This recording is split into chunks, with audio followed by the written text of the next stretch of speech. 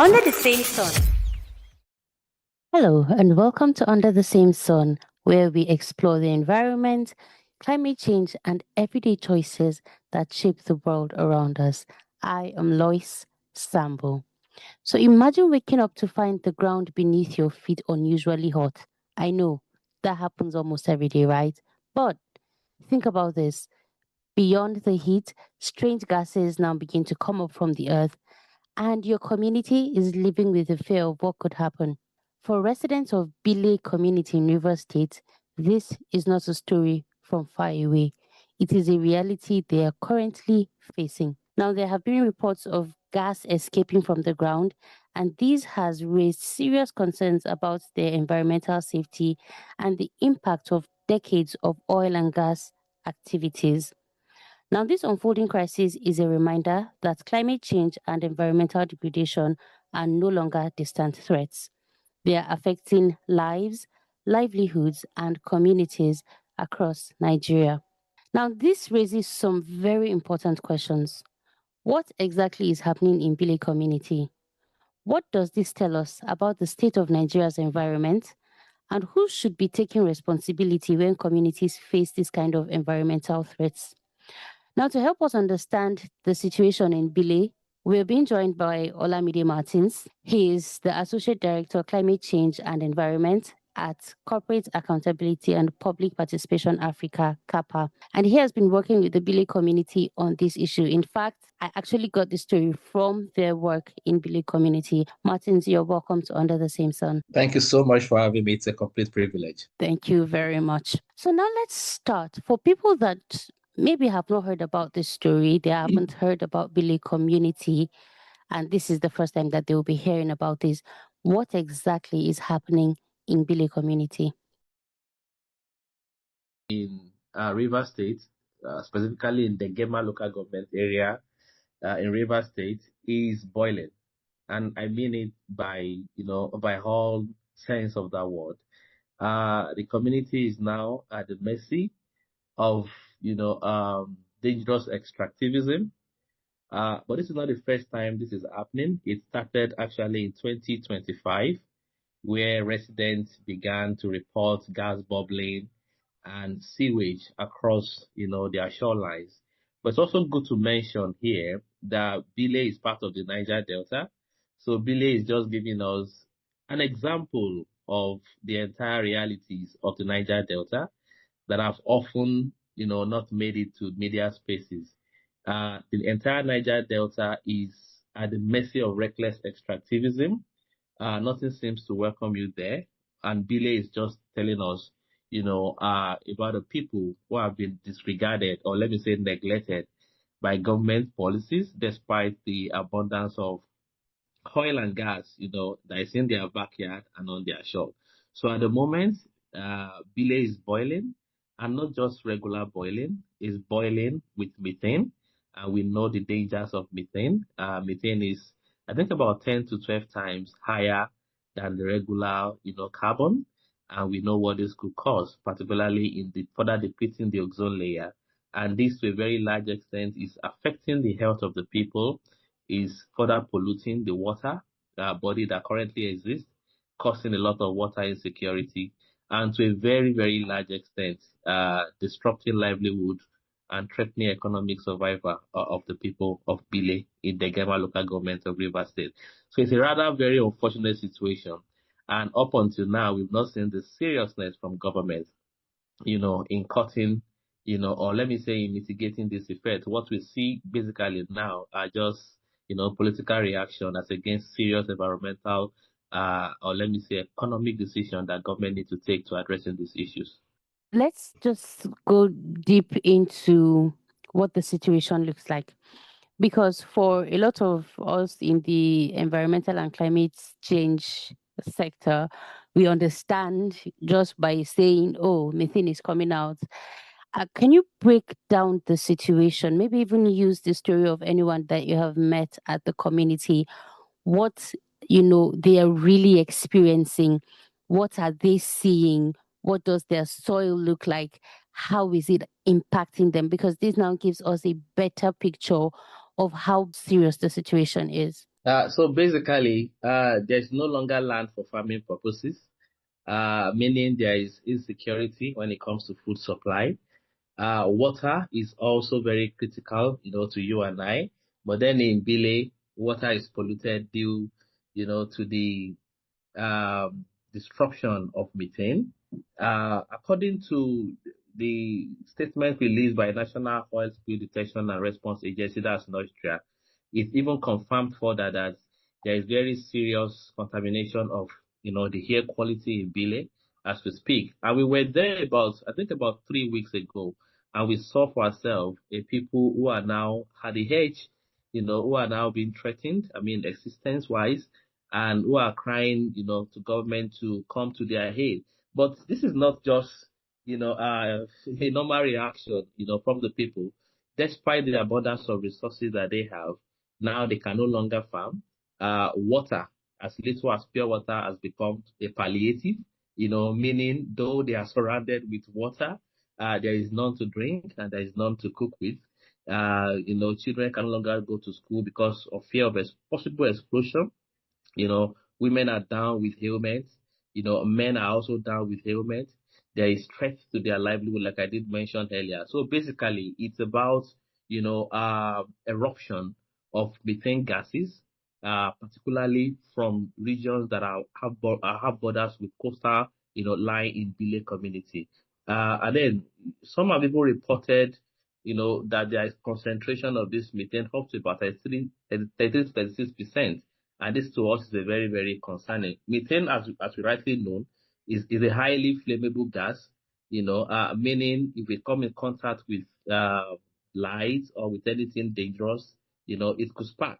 And also, like I did mention, it's about 10 to 12 times, more potent than the regular carbon, meaning anything could happen. Fire could just come up at any time. So we are talking about a people who can no longer farm, who can no longer feed themselves, who have now become victims in their own lands. We are talking about a people. In fact, there was a particular woman that we interviewed that they said, she's now envying the past, considering the level of degradation, environmental, devastation and threats to our continued being as a person and even to the health of our children. So that is the reality. And let me also add, that this particular methane that we are mentioning is is coming with a lot of dangerous odor, that is potentially dangerous even at high concentration. So as we speak, the air is gone, the water body is gone. Only what is left, are the people who have who are also equally affected because you can begin to imagine, what gets into their system as far as their respiratory system is concerned. And that is the reality in Bile. I can only imagine what they're going through and how the situation is. I, for me, just passing a gutter right now on my street and I smell, how terrible the smell is. I almost feel like Yeah. puking, and so I can only imagine what it feels like for them, and that is the constant pungent smell every day. You almost cannot drink water. You almost cannot cook. You almost cannot do anything. It's just so terrible. Now let's talk about the source of this, because like you said earlier, it is due to extraction, and like we know, River State is an oil producing state, so it's most likely from extraction of oil, crude oil, and all of that. Now, is this solely due to illegal mining, or is it just some sort of lackadaisical attitude even for people that are mining legally in the state and in the community? So yeah, you might not be far from the truth, but as we speak right now, there is no definitive source as to what the cause is. Meaning we've not been able to establish the cause. Going by information from the government. But what we know is that Bile is located in an oil and gas producing area, meaning there's going to be associated infrastructure. And you all know that in this country, basically, we are not doing well when it comes to maintenance of basic facilities and infrastructures, particularly oil and gas infrastructures. So there are concerns actually, or really, about the quality of this infrastructure. They are also concerned about, the local geology. We are also tracing this also maybe to climate, or basically, government responsiveness But then there's an agency that we have been looking up to get update as to what exactly is leading to this, and that's the Nigerian Upstream Petroleum Regulatory Commission. Up until now, investigations are ongoing, but the people seems to have indigenous interpretation, to this reality. And what they are saying is that this illegal mining, like you did mention, might just be responsible. And this brings us to the weakness of government oversight. Who is looking out for what?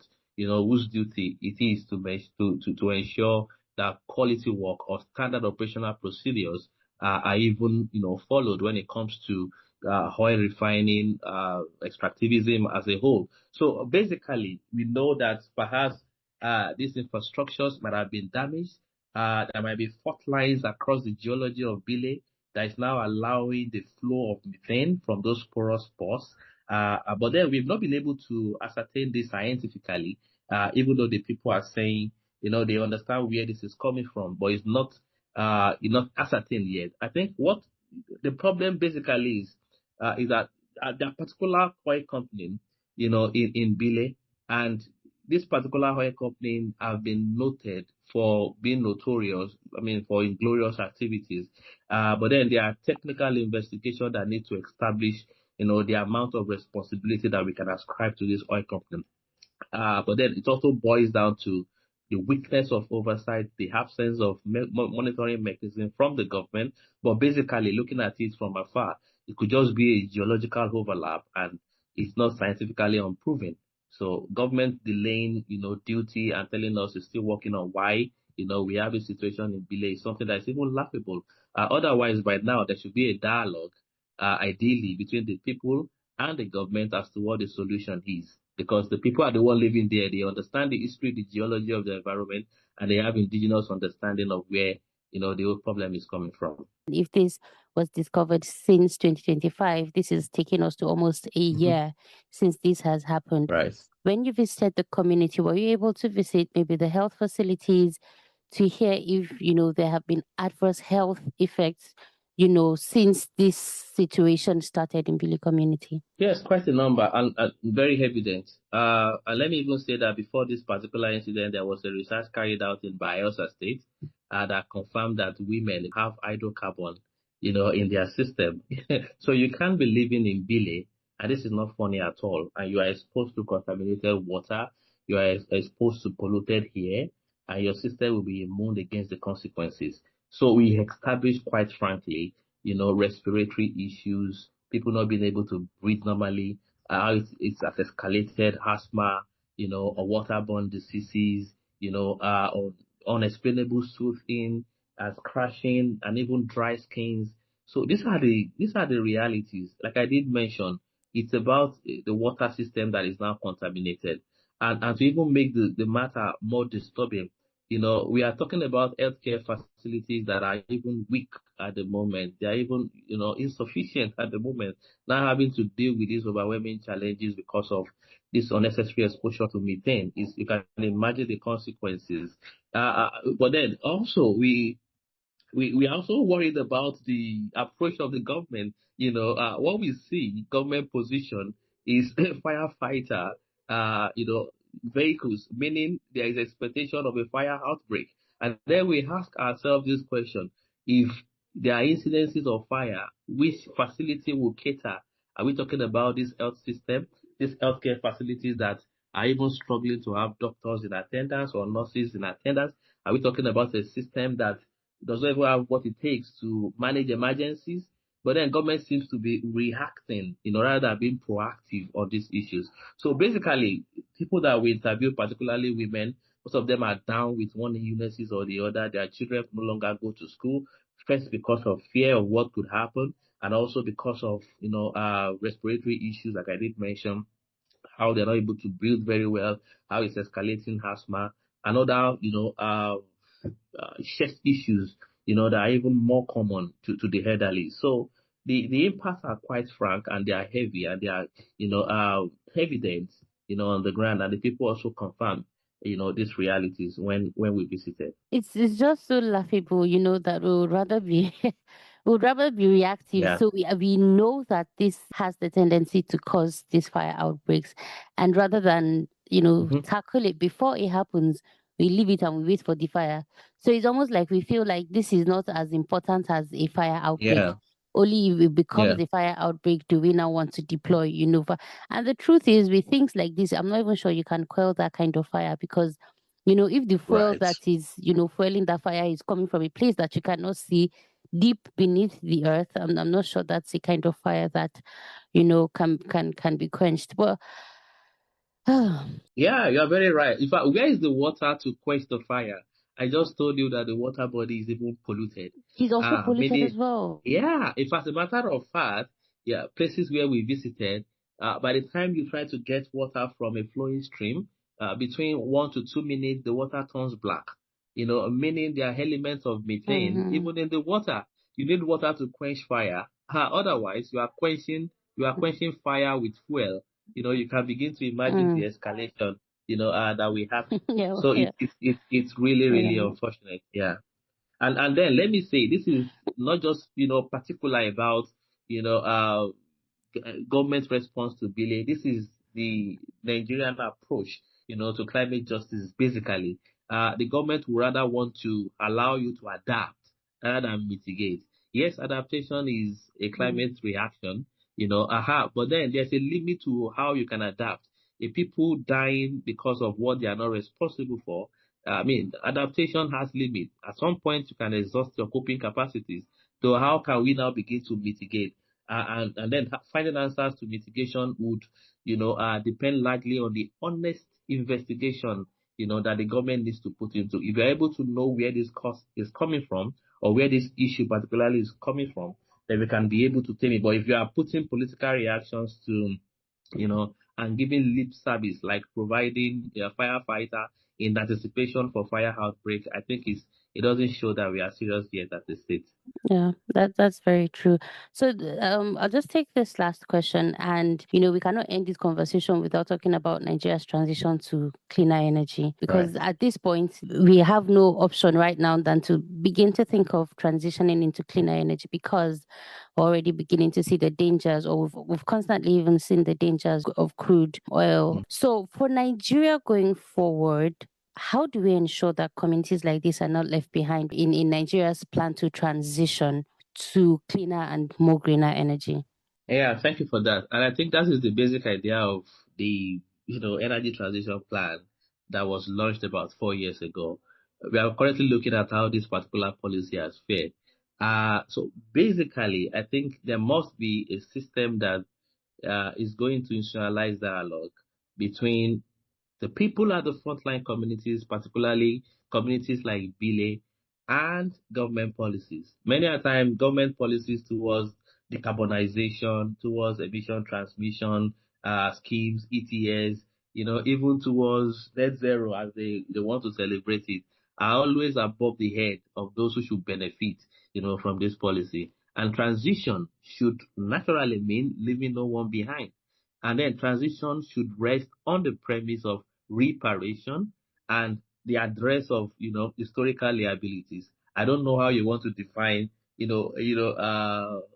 justice transition into cleaner energy, by leaving mess behind in communities like Bile. What happens to their losses? And by losses, I mean their economic losses. I just told you that they are now unable to farm, they've lost their livelihood. What happens even to their non-economic losses? Now people are moving out of Bile in their numbers, their culture, their heritage, their food system, their tradition are now being threatened. So within the context of just transition or with a move towards renewable energy, there must be a conversation around justice that would address not just ongoing infractions, but even historical liabilities like the one that is currently happening in Bile. And then we must also ensure that the framework for transitioning, I mean, accommodates local realities.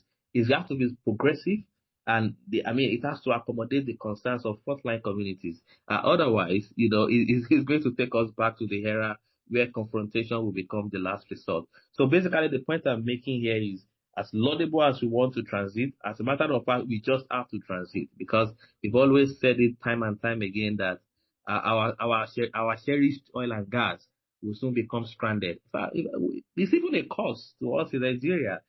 We can remember what happened during the COVID era, where our oil and gas were left stranded in the international waters. So we have to transit. But in transiting, we must carry the communities along. And there must be seriousness on the part of government. There must be resources that are statutorily provided for in our budget. As we speak right now, we are still relying on handouts. As we speak right now, we are still relying on foreign donors, or foreign donations rather. As we are speaking right now, we are still looking at expertise above our shores. What happened to our indigenous knowledge? What happens at some point before 1956? We were doing very well as a nation. What happens to the cocoa in the west? What happens to the coal? And I'm not saying this to jettison effort that government is making at the moment. I'm just saying that there must be an holistic approach by the state, that will prioritize the concerns of the people and ensure that they sit at the driver's, seat when transitioning. The whole idea of transitioning into cleaner energy is such that no one is left behind, no job is lost, no community is forgotten, no debt is left unpaid, no historical liabilities is left unattended to, no ongoing infraction is even disregarded. But as soon as we shy away from all these pointers, we are not yet serious, and that's why we are always calling on the state, to consider its stance, because the primary duty of the government and the state generally is social welfare, and nothing more. So I don't want to end this without making our demands, particularly on Bille, very clear as well. I don't know if I Yes. still have the luxury of time. We've Yes, heard yes, that please. there is need for scientific investigation. We don't want to wait any further for these government agencies. If they are not coming up with the cause, we have the capacity to also, begin to do this on our hand. So there is need for urgent scientific investigation. We need to establish the cause and the source of this gas seepage. There is need for us to equally publish technical findings transparently. We know how corny or funny government agencies, could be. We have also heard that government should, at least for now, as an interim mayor, provide safe drinking water immediately for the. I just told you that pure water in Bille is now a palliative. You can imagine how bad the situation is. And more importantly, government to conduct, health and environmental impact assessment. I just told you how 40 women in Bayelsa have hydrocarbon in their bloodstream. You don't want to imagine what the reality is in Bille. Thank you very much for having me. Thank you very much, Martins. Thank you so much. And we truly appreciate your presence on the program today. Thank you so much. And we just hope that government is able to do what is right. Because the truth is, as much as we need to transition, it's actually crude, Mhm. that is funding the nation. And if we, Right. let these places and these communities, go down the drain, it just means that our own source of income, even economically, is just going down the drain. And so, even economically wise, it is only reasonable for us to ensure that these communities, are safe environmentally. Thank you very much for taking time Thank you to be very on the much. program. Thank you very much. Thank you very much. That's how much we can take on Under the Same Sun today. Keep it to date with me, same time next week. I remain your host, Lois Sambo.